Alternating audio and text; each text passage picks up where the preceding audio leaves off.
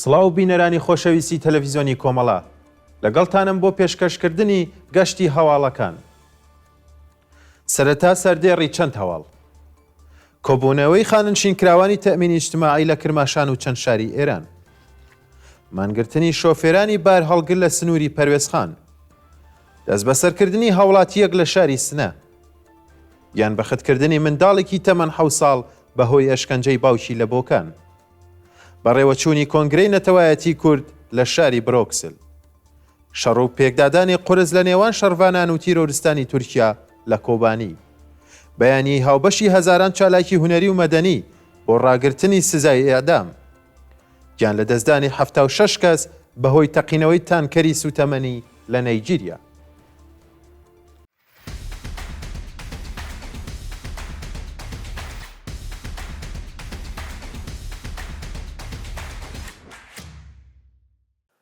کۆبوونەوەی خاننشینکراوانی تەمینی اجتماعی لە کرماشان و چەند شاری ئێران. ڕۆژی یەکشەمە بەفرانباری 1403 خاننشینکراوانی تەمینی اجتماعی لە شارەکانی کرماشان، شوش و ئەهواز بۆ جارێکی دیکە دژ بە دۆخی خراپی مەعیشەتی کۆبوونەوە.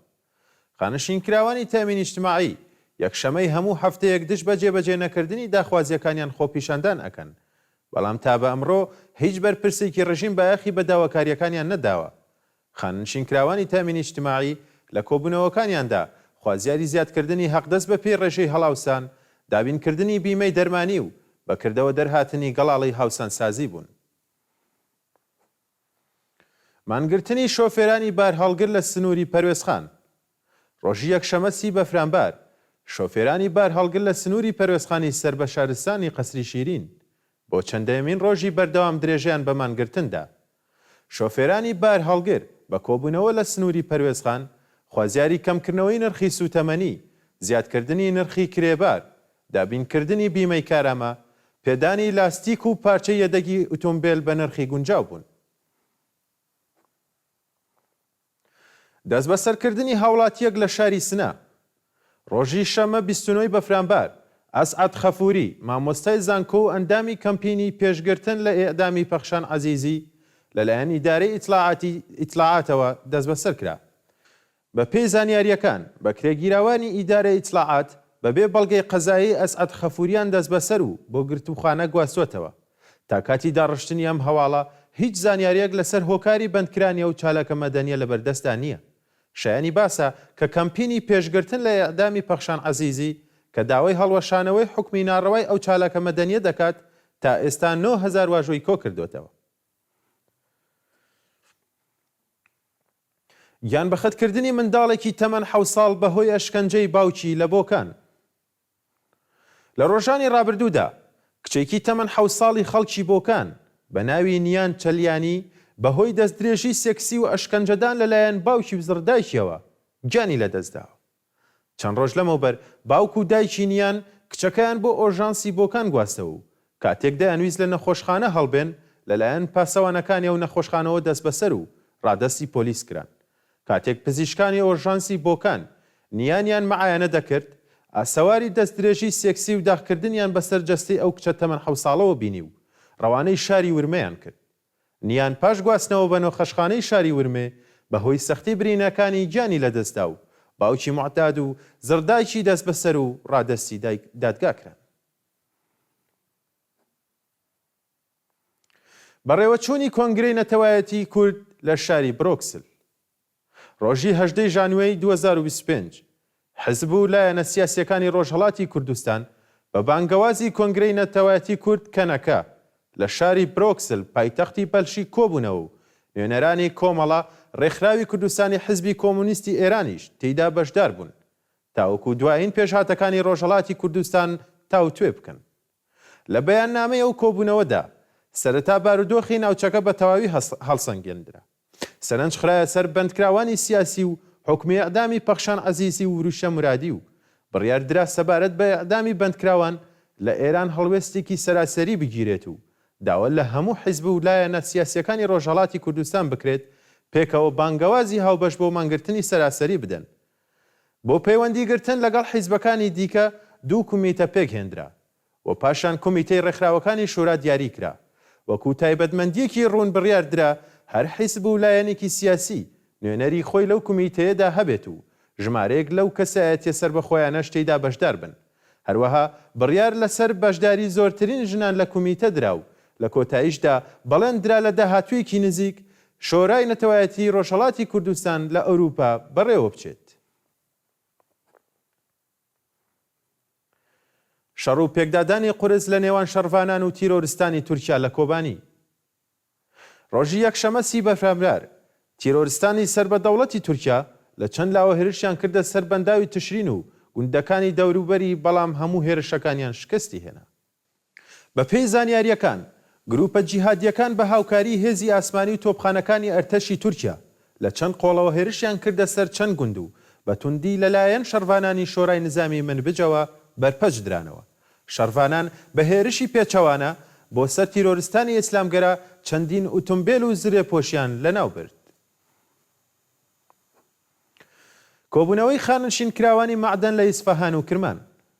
خاننشین کراوانی معدەنی بەردی خەڵووس لە شارەکانی کرمان و ئیسفەهان ڕۆژی یەکشەمە 30 بەفرامبەر دژ بە دۆخی خراپی و مەعیشەتی کۆبوونەوە.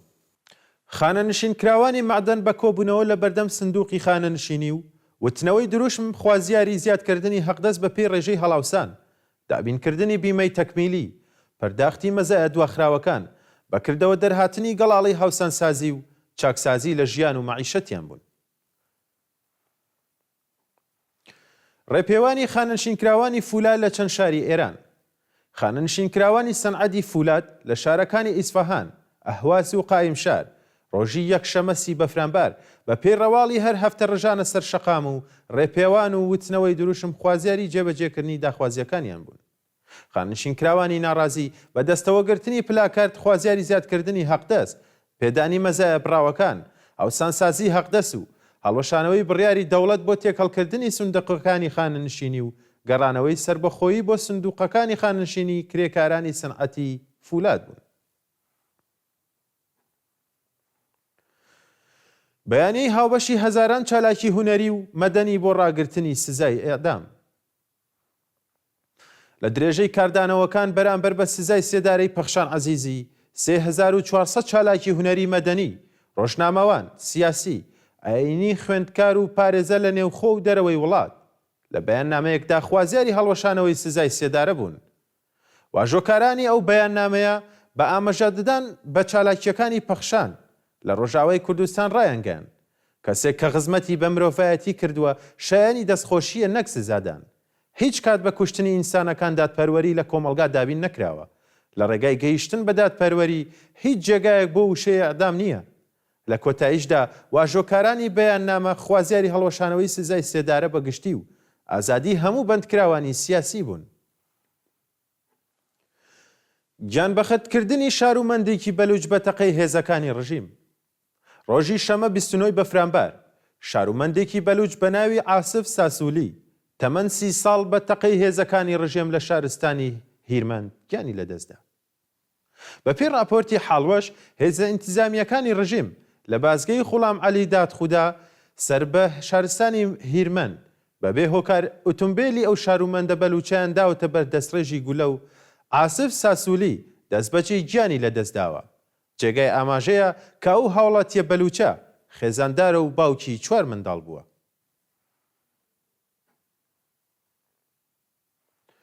سەپاندنی سزای زیندان بەسەر تاهر تەقەوی لە تاران. بەپێی راپۆرتی کانونی مافی مرۆڤی ئێران، تاهر تەقەوی پارێزەری دادگوستەری بەندکراو لە زیندانی ئەڤین لەلایەن دەستگای قەزای ڕژیمەوە بە 6 ساڵ زیندان و کۆمەڵێک سزای تەکمیلی محکوم کرا. بەپێی راپۆرتە تاهر تەقەوی لەلایەن قازی سەڵواتیەوە بە تۆمەتی تەبلیغ دژی نزام بە 1 ساڵ زیندان و بە تۆمەتی ئیجماع و تەبانی دژ بە ئەمنیەتی وڵات بە 5 ساڵ زیندانی تەعزیری و 2 ساڵ قەدەخەی چوونە دەرەوە لە وڵات، 2 ساڵ بێبەشبوون لە خزمەت گوزاریە کۆمەڵایەتیەکان و 2 ساڵ قەدەخەی ئەندامەتی بە حیزب و گروپی سیاسی و کۆمەڵایەتی محکوم کراوە. گیان لە دەستدانی 76 کەس بەهۆی تەقینەوەی تانکەری سوتەمەنی لە نەیجێریا دوایین هەواڵ. ڕۆژی یەکشەمە 30 بەفرامبەری 1403 بەهۆی تەقینەوەی تەنکەرێکی سوتەمەنی لە نەیجێریا 76 کەس گیانیان لە دەستدا و دەیان کەسی دیکەش بریندار بوون. بە پێی راپۆرتەکان تانکەرێکی سوتەمەنی لە ئایالەتی نەیجی لە نەیجیریا وەرگەڕاوە و کاتێک خەڵک بۆ بردننی سوتەمەنی لە دەوری تانکەرەکەدا کۆبوونەتەوە تەقینەوە ڕوویداوە و لە ئەنجامیە و ڕووداوەدا 76 کەس گیانیان لە دەستداوە و بەدەیان کەسی دیکەش بریندار بوون. ڕوودانی ئەو کارە ساتە لە حاڵەتێکدایە کە نەیجیریا گەورەترین سەرچاوەی نەوت لە قاڕی ئەفریقایە و نرخ سوتەمەنی لە وڵاتە زۆر بەرزە. هەواڵەکانتان پێشکەشکرا کاتێکی خۆش بۆ هەموو لایەک.